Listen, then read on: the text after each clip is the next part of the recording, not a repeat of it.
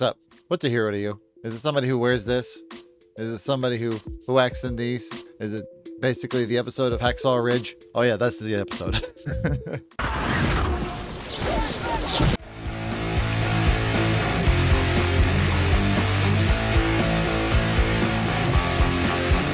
You're not authorized to begin until you've been briefed by General Hammond. Okay.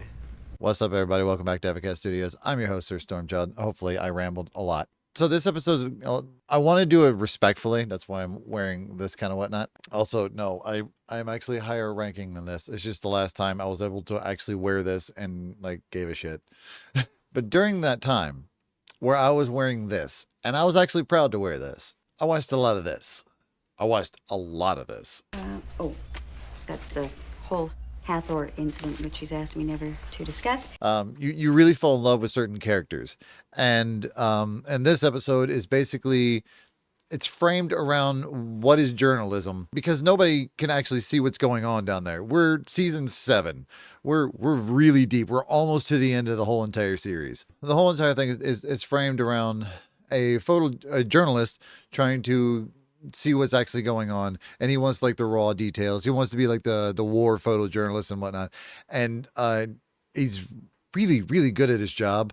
And I like to think that this little film that we're doing here might in some small way provide insight into what's really been going on here for the last 6 years. So the photojournalist guy has like a whole entire team working around him. He focuses in on like doing interviews, and that's mainly what the episode is like them avoiding being interviewed, and like, I hope shots of my ass serve you well. what do you say in front of the camera, and like what the camera can actually make you say according to like, you know, like how you can edit it, and like it's about like documenting what's actually there. Cameras don't just record things. They change what they record simply by being there. And then in the second half, one of the characters gets killed off. Spoilers. We're gonna get you home with your family in no time, okay? Sorry, medic! And we don't know if she's gonna live. She's gonna die. You're at the edge of your seat. You've already went through this crap with Daniel. He's already like died and came back. You're like, your human body transformed into energy. No. We can fix this. A bright white light rose above the hospital bed. Is that? Yeah. And they don't, and they honor her for all the people she saved. We often talk about those that give their lives in the service of their country. And while Janet Fraser did just that, that's not what her life was about. This episode's really about a doctor who you've known for a long time. We converted DEFCON 1 living compartments from when this place was a missile silo into isolation chambers. We may even have turned the device on with a jolt of electricity when we resuscitated her. Help me. Leave me. Nobody is going anywhere. Dr. Janet Fraser. The following who did not die in service because of Janet. Dr. Janet Fraser. She started about like season 2. Nope, season 1, episode 4. Dumbass. If the people on that planet are human, as you say, how does this help us? They have to have histamine in their blood. Who I find more fascinating the more you rewatch a series, like who the background characters are and like how interesting they are, and how upset you get when Gary Jones isn't there being like, hey. Basically, when the gate is dialing, I say Chevron 1 encoded, Chevron 2 encoded. You know, Chevron encoded or Chevron locked. Like, if it's not him and it's the other guy who technically, yeah, he's prettier, but I don't want him there. Are we receiving telemetry? Yes, sir, but at an even slower rate than before. And I'm pretty sure he gets killed at one point, or nearly dies. I'm responsible for this. Gary is solid, rock solid. That's it. Yeah, pretty much. I think his name is Walter in the show. Anyway, Dr. Janet was a very solid character. She's very sure of herself. She's very assertive. She's very smart. She knows exactly what's going on. And like, even when she's injured and sick or hurt or dying or like infected with some other stuff that's going on, she tries to think through that. And she tries to go through everything with the best of her ability to save everyone she possibly can. And it's very commendable throughout the entire series. And it's very noticeable too. And there's also a short story arc with this little girl who she adopts, Cassie. Granted, there's only like 2, maybe 3 episodes with Cassie. She has some stuff put in her body that when she goes through the Stargate, use that little girl like a Trojan horse. It actually collects in her and starts creating a bomb. So she goes back through it again to like send her back home. It'll explode. And how long do we have? 1 hour and 52 minutes. So in order to prevent this, They send this little girl down a deep shaft to be alone and explode in a hole. And there's two people that hate that idea. Do you read me? Colonel, she's awake. Oh, God. One is Sam and the other one is Janet. And Sam is, she makes the commendable return at the end. Great episode. But afterwards, she's adopted by Janet. She literally does every single thing she can to like help anybody and everybody. Also, this episode has Jane from Firefly. Bosworth? I'm gonna put my money on trees. Bosworth's disqualified for being a smartass. So this episode is so much of a throwback. I went back to my old 2012 look. So the whole episode is framed around Mr. Emmett Bregman, a photojournalist sent by the outgoing president, basically. He's there to document everything that's going on for future posterity, and then there's stuff in between that. This job looks to me to be nothing short of extraordinary and See, now I'm blushing. This episode is so good. While rewatching this, the banter is top notch. It blends editing styles, handheld cameras, or like even professional like handheld cameras. meet the 6.5 billion people of the planet Earth. Hi. So he interviews all the individual people. He doesn't get along with the general. The general's like, yo, man, like... Cameras don't just record things. They change what they record simply by being there. And during all these interviews, which are hilarious, by the way. What'd you say? Babbled incoherently. Try not to think about it. There's an ongoing backstory with Adam Baldwin, the Baldwin who's not a Baldwin. I'll take point. Wells Bosworth, your rear guard, 5-meter spread. He's like the leader of a mission that goes to a random planet, and then they find an ancient civilization, and there's a Malp that shows up, but it's and they've never seen it before. And if you don't know what a Malp is, it's a basically think of a drone.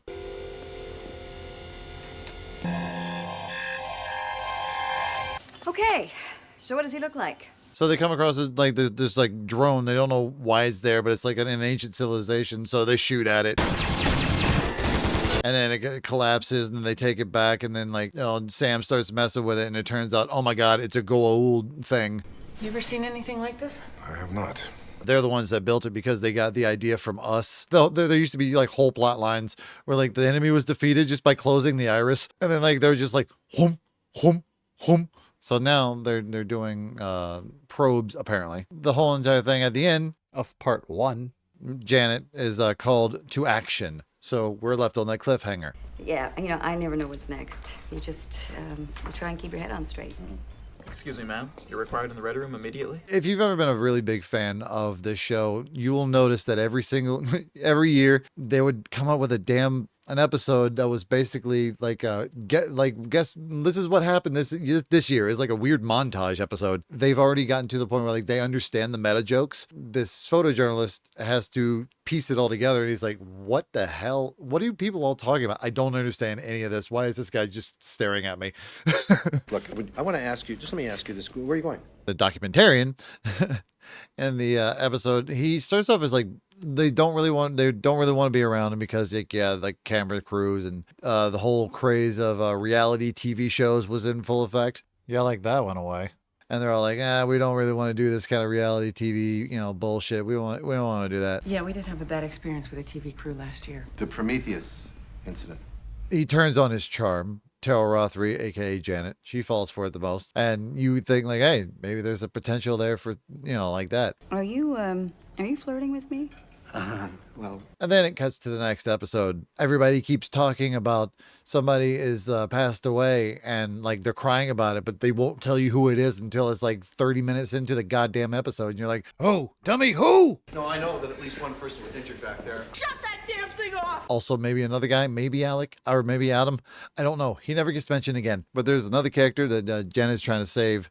He gets shot, and she goes out into the field. But there is a fight scene. There's a battle scene. Also, Colonel O'Neill is injured, but they're like, oh my God, he might be dead. And you're like, what, again? Back to Mr. Bregman. Anyway, he starts like all the other interviews, piecing together his thing and having a discussion about like how boring it all is. The guy or Air Force sidekick who's there with him, he's like, dude, you really got their best personalities to come out. I think it's pretty interesting stuff. You know, you did a good job of getting them to express their true feelings. Just a bunch of talking heads. And it's just like, no, it's just a bunch of talking heads, man. We don't have any action shots. We don't like have anybody like, skateboarding on skateboarding on telebears, whatever the fuck that sentence just came out of my mouth. There's no magic, that's what he feels. But even though he's documenting the truth and like, this is unbelievably boring.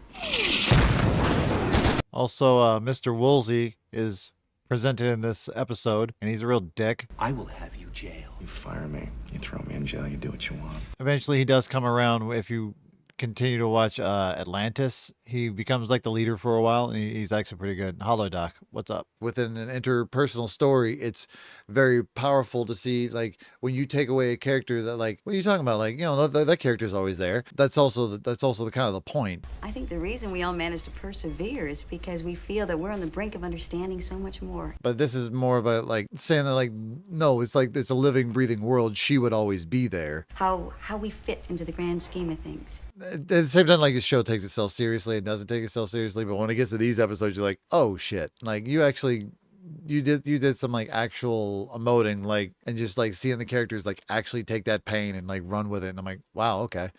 O'Neill's alive, so is Erman Wells. Dr. Frazier didn't make it. And it comes across not as like hokey or weird, and like if you watch this show for a while, yeah, it's all over the place. Another thing to add was the whole story around Daniel and Mr. Bregman making like this final decision of like what they can do with the tape itself and like what's actually recorded on it. And he goes into like a very deep story about somebody who took a photo of somebody like as like this other person was dying. And Krastowski said to me, he said, well, that bullet would have hit me, should have hit me. How it became he couldn't look at the photo for a long time.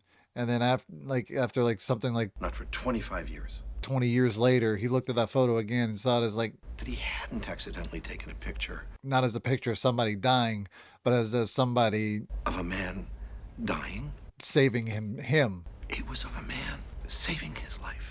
Like he makes Daniels like, do you want me to use this footage or not? If you don't want to, like, I'm not going to, because like, at this point, like Bregman like really fell for Janet in this like very short amount of time that they knew each other, and he's becoming more respectful, even though he's trying to, do his job and he's trying to be artistic about it, but it did come off as kind of an ass to start with. I want to see what they're going through, even if they don't want us to. You can see his points at times.